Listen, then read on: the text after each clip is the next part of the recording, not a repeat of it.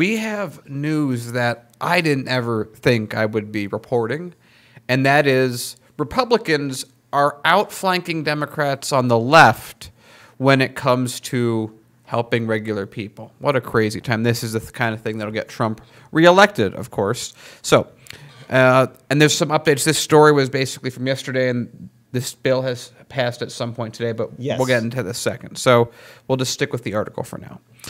The Trump administration is discussing a plan that could amount to as much as $1.2 trillion in spending, including direct payments of $1,000 or more to Americans within 2 weeks, to blunt some of the economic impact of the widening coronavirus outbreak. And this is actually the way that Australia kept themselves out of the recession back in 2008.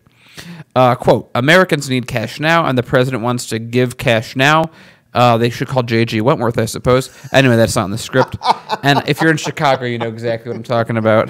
And I mean now in the next 2 weeks. Mnuchin said Tuesday at the White House briefing alongside President Donald Trump, it's a big number.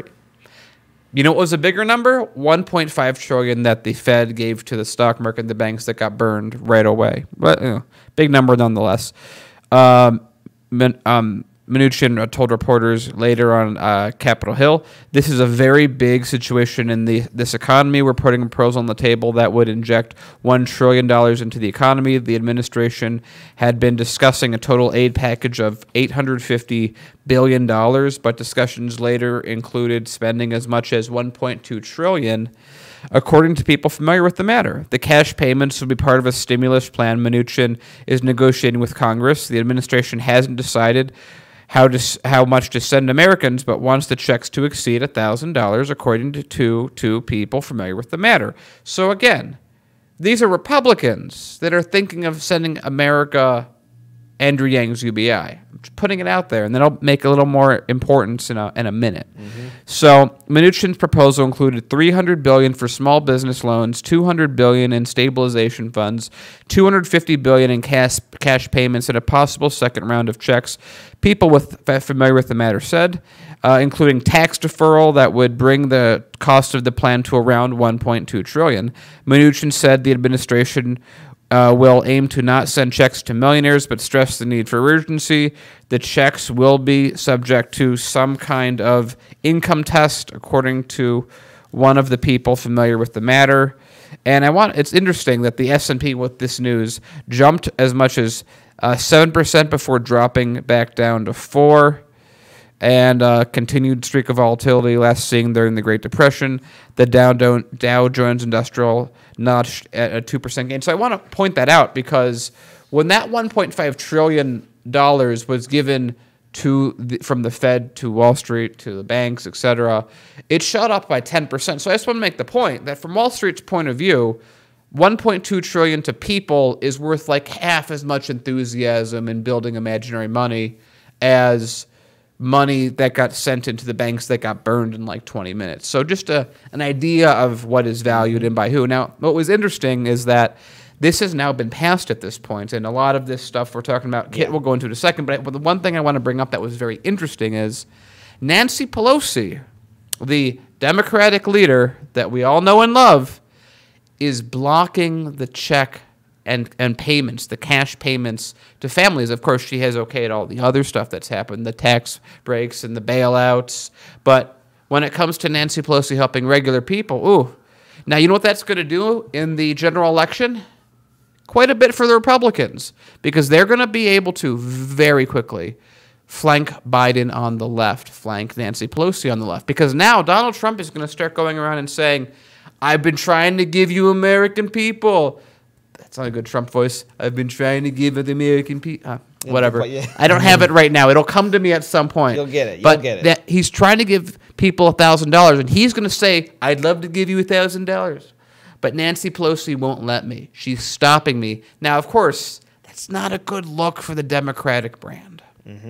So I want to explain this a little bit further in detail. So again, there's still some further negotiation in regards to the $1,000, I guess, check that every single American should be getting, or this emergency UBI.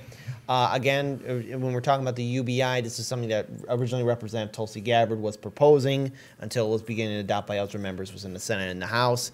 and Donald Trump seems to be leading the way on it. But again, as mentioned before, Pelosi is now considering to basically hold it before they go any further. And one thing that her press secretary has stated, I have to pull it up, Pelosi's deputy chief of staff, Drew Hamill, on Twitter Tuesday emphasized that any aid must be targeted for the speaker to approve it, drawing further anger from the left.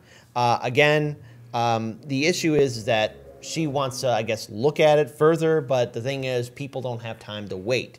People are losing their jobs. People are waiting basically on getting some kind of income so they can pay the bills. And remember, not everyone owns a home. There's a lot of renters out there. There's a lot of people who rent studio spaces, and those landlords need their money too. And so this is a whole big process that the Democrats are halting at this point. And it really doesn't look good for the Democrats to be halting on anything. At least, if anything, they need to be working with the Republicans. I know it sounds terrible to say that, but you know what? People are hurting, and the people need income. And the very fact that the Speaker of the House is refusing at this point really says a lot about the Dem leadership and how they could possibly lose this 2020 general election cycle. I want to tack on to what Danny was saying, that this is Trump attacking the political system from the left. Boy, the last time there was an influx of money directly to the people, that was under Bush. Isn't that crazy? Remember the stimulus package? Yeah, I mean, it was a tenth of the size. Yeah, it was $600 or something. It was $100, I believe. Not. Maybe it's scaled. It was not a lot of money, but it was money directly to people. Which, if we want to talk about where that originated, I mean, I believe it was a Jeffersonian idea. Mm-hmm. And Andrew Yang, of course, championed it heavily during his campaign, although that would have been a recurring standard thing, not an emergency one-time because of public health concerns thing. But yeah, it is weird, and I wanted to address that we had a super chat that just came in. The Democrats have become the party of the elite. I can agree with that to a point. I would say they've become one of the parties of the elite. In fact, they were one of the parties of the elite, have been for a very long time. They're just really, really bad at hiding it. Yeah. They rhetorically will say, "Oh, we're for the people, and we like having the support of unions, and unions are good, and we should be standing with the workers." And it's like, yeah, but you keep not doing that. I mean, while the Republicans are loudly and rhetorically the party of big business and of supply side economics, what was often referred to as trickle down economics, they're at least identifying a situation where they probably should give an influx of cash to the individual citizens. Now, one of the things that's interesting is corporate CEOs, financial institutions really love that cash coming directly to them.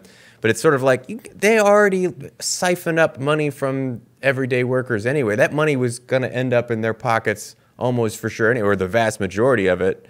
And by having a society that continues to operate well, they can keep that money train flowing.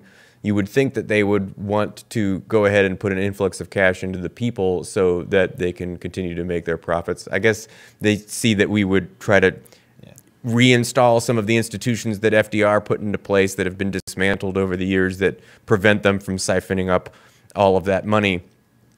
But more than that, when it comes to but people need to be able to pay their rent, this is a very socialist idea that hey, what is kind of a crazy thing is that we allow someone to say, I own this land, and oh, you're staying here because you're a human that needs shelter as a need for survival? Pay me money. Pay me money. Pay me money. I own that land. I own it. It's mine. I know that it was here for hundreds of millions of years before I existed, but it's mine. It's mine. Pay me money to stay in the place that you have to. That's an existence tax. We shouldn't have that. That shouldn't be a thing that's allowed. Landlords are sort of the poster child for the evils of capitalism amongst socialists. Yeah. So I thought I would bring it back there. I've heard they made a game based on landlords. What it is. Yeah. It sounds familiar. Yeah. I know these guys, the Parker brothers. They're real big jerks, though, because apparently this game really rips families apart. I don't know. If you guys know what game we're talking about, mention in the comment section below. Hey there, I'm Sammy. This is my sister bitch Kira, and we are the co-hosts of Basic Ass Bitches, which airs Sundays at 11 a.m. Central Standard Time at 99 Perspectives. You can find the link below. We like to talk about our lives and what's important to us and highlight our society's addiction to misogyny, racism, belonging, capitalism, and all of that good stuff. And it's riveting. Many uncomfortable conversations. Yes, so join us.